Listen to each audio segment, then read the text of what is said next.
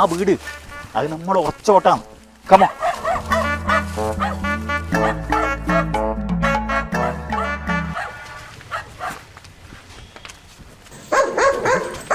ഇതെന്താ ഈ നായി ഇങ്ങനെ പരക്കുന്നത്?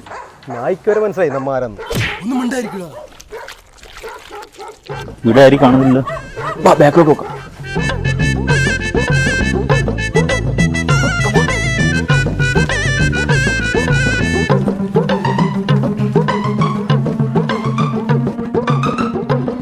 ചേച്ചി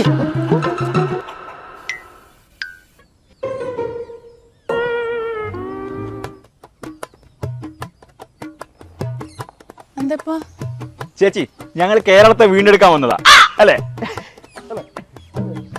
അതെ. കേരളത്തെ വീണ്ടെടുക്കാനാ? അതിനിപ്പോ കേരളത്തിന് എന്താ ഇനി? ഇവിടെ മൊത്തം കുഴപ്പമല്ലേ? ഇവിടുത്തെ ആരോഗ്യരംഗം വെന്റിലേറ്ററിലല്ലേ?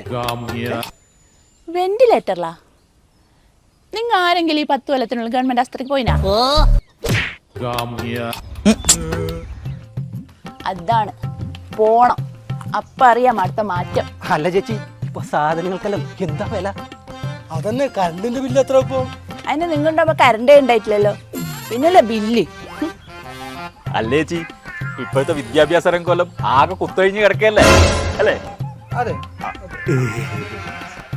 മോനെ ശ്രീകുട്ടാ, കഴിഞ്ഞ ബുക്കെല്ലാം സ്കൂൾ ഓർക്കുന്നതിന് മുമ്പ് കിട്ടിയിട്ടില്ല നിനക്ക്? നേരത്തെ കിട്ടീനി. അടുത്ത പുസ്തകം ഞാൻ സ്കൂൾ എടുക്കുമ്പോഴാന്നിനി. അടിപൊളി. ബാ പോവാ.